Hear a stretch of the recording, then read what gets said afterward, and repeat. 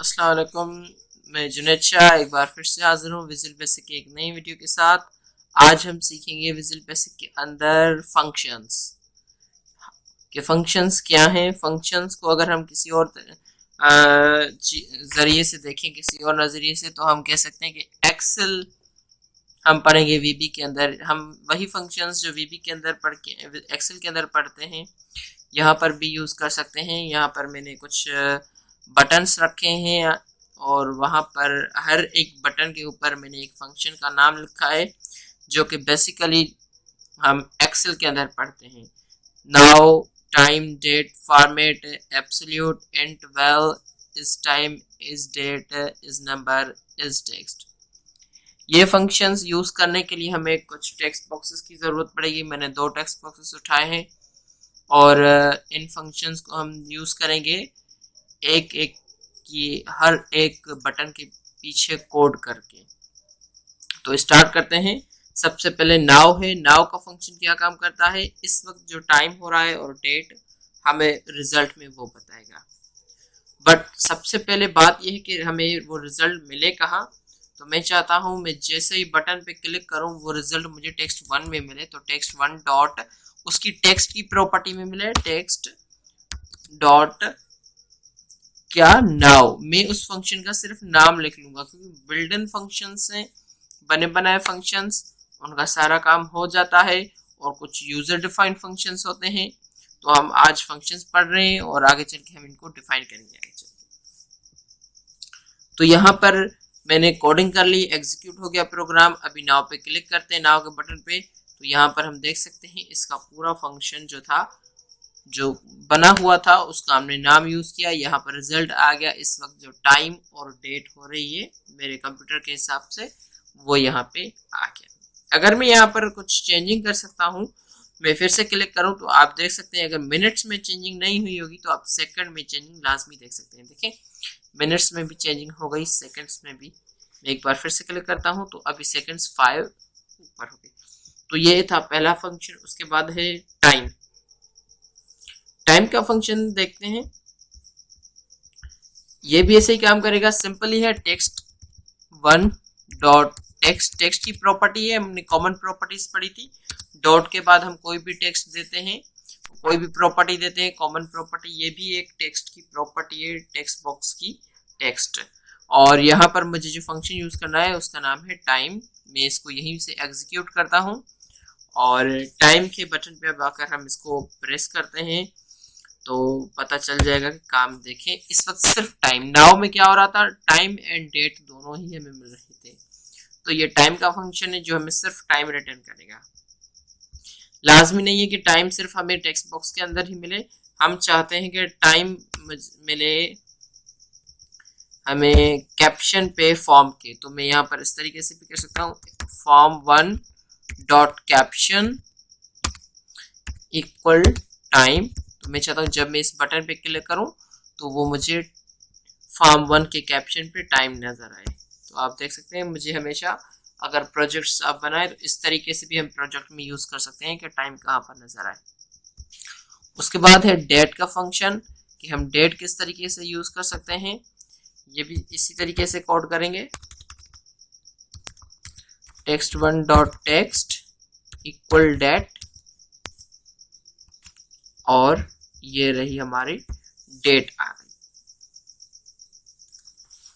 तो आप देख सकते हैं।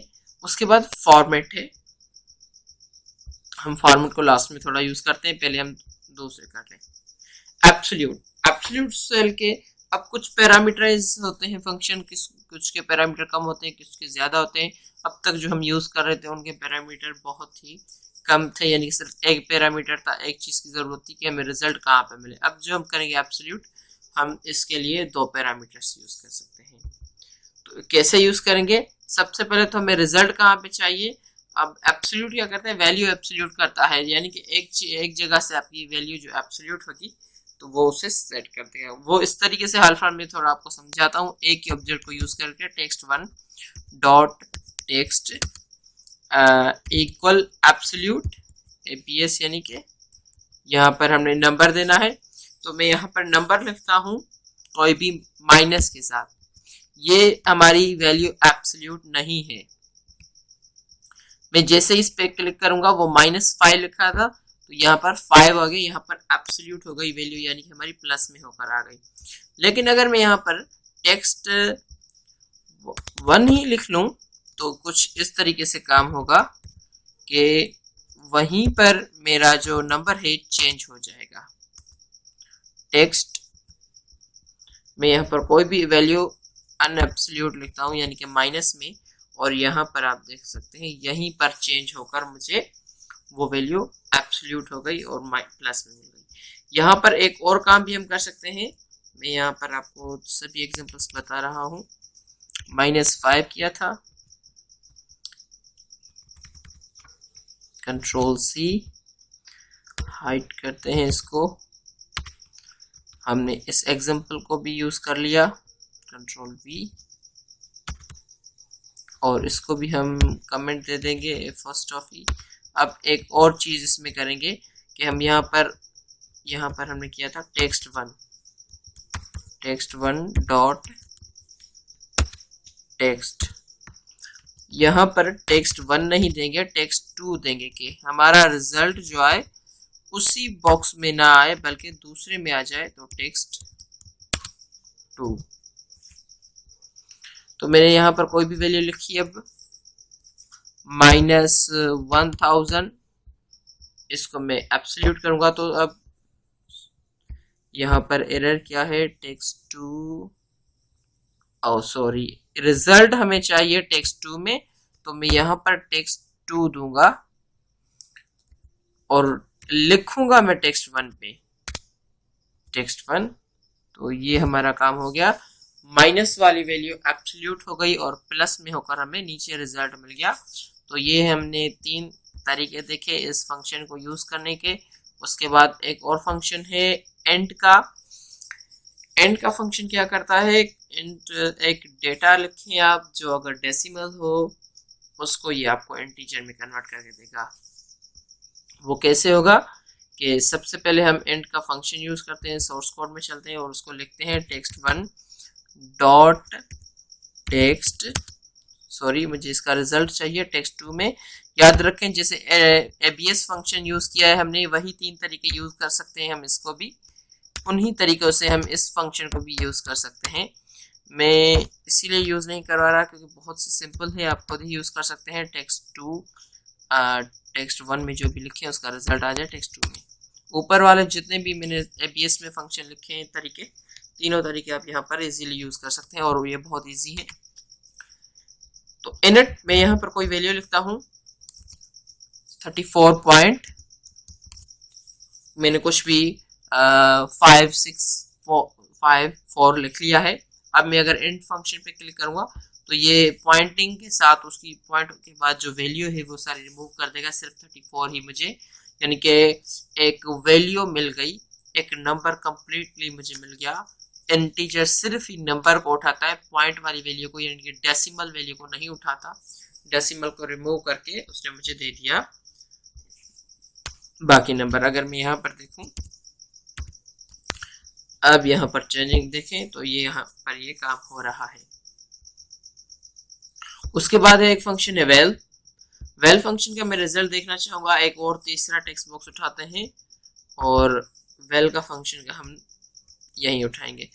इसको यहाँ पर सेट करते हैं, कंट्रोल को पकड़ के आप ऑब्जेक्ट को किधर भी ले जा सकते हैं। कंट्रोल एरो, जिस डायरेक्शन में जाएंगे वो आप एरो यूज करेंगे और उस ऑब्जेक्ट की साइज, विड्थ और हाइट ज्यादा कम करने के लिए आप यूज कर सकते हैं शिफ्ट एरो से, आप उसकी कम या ज्यादा कर सकते हैं। मैंने अब वेल का फंक्शन यूज करने के लिए यहाँ पर चलते हैं। वेल में मैं यहाँ पर लिखता हूँ, मैं वेल का अब रिजल्ट देखना चाहता हूँ 3 टेक्स्ट में वेल, और यहाँ पर मैंने इक्वल कर दिया text1 डॉट टेक्स्ट, यहाँ पे मैं प्लस की साइन यूज कर रहा हूँ, फिर text2 डॉट टेक्स्ट। अब क्या ये प्लस का काम करेगा, तो मैं यहाँ पर आपको दिखा देता हूँ 2 and 2 क्या होंगे 4। तो हम वेल पे फंक्शन करते हैं तो यहाँ पर 2 and 2 4 नहीं 22 हो गए, 12 22 हो गए ये, जबकि लॉजिकली ये गलत है। रिजल्ट तो आ रहा है 2 and 2 4 होता है। हो सकता है कुछ खराबी हो या फिर ऐसे नंबर चेंज करते हैं। 5 and 5 क्या होगा 10 होगा। लॉजिकली तो यही होना चाहिए, लेकिन वेल इसको क्या कर देगा 55, जो कि गलत रिजल्ट है। क्योंकि यहाँ पर मैंने आपको बताया टेक्स्ट की प्रॉपर्टी है, डॉट के बाद हमने यूज की टेक्स्ट। तो इस टेक्स्ट के अंदर अगर हम कोई नंबर भी लिख रहे हैं तो इस प्रॉपर्टी की वजह से वो टेक्स्ट में कंसीडर कर रहा है इसको, वो उस नंबर को भी टेक्स्ट में ले रहा है। तो जब भी हम इसमें कुछ भी लिखेंगे तो वो उसे टेक्स्ट मानेगा। जैसे कि मैं अभी यहाँ पर कुछ लिख रहा हूँ, लाइक JUN मैंने यहाँ पे लिखा और दूसरे में लिखा AID। तो मैंने अपने नाम का आधा हिस्सा एक टेक्स्ट बॉक्स में लिखा है, आधा दूसरे में। तो अगर मैं अब वेल को यूज करूंगा तो वो कॉन्कैटिनेट कर रहा है इसको, यानी कि चाहे नंबर हो या फिर कोई भी कैरेक्टर हो, कोई भी वैल्यू हो, उनको कॉन्कैटिनेट कर रहा है। लेकिन वेल का फंक्शन होता है टेक्स्ट के अंदर लिखी हुई वैल्यू को, जो कि टेक्स्ट में ली जाती है, जो टेक्स्ट कंसीडर करता है VB, उसको वैल्यू ही कंसीडर करे। यानी कि वैल्यू किसको कंसीडर करे, अगर उसके अंदर नंबर यूज किया जाए तो उसको वैल्यू कंसीडर करे। Well mean value. तो यहाँ पर हम वेल को इस तरीके से इस फंक्शन को यूज कर सकते हैं हर टेक्स्ट बॉक्स से पहले, ताकि वो इसकी अंदर लिखी हुई वैल्यू को वैल्यू ही कंसीडर कर रहे हैं, टेक्स्ट नहीं। तो अब अगर मैं 2 and 2 लिखूंगा तो वो 22 नहीं होगा बल्कि 4 हो जाएगा। अब प्लस हो रहा है क्योंकि अब जो मैं वैल्यू लिख रहा हूं वो टेक्स्ट नहीं बल्कि वैल्यू ही मानी जा रही है।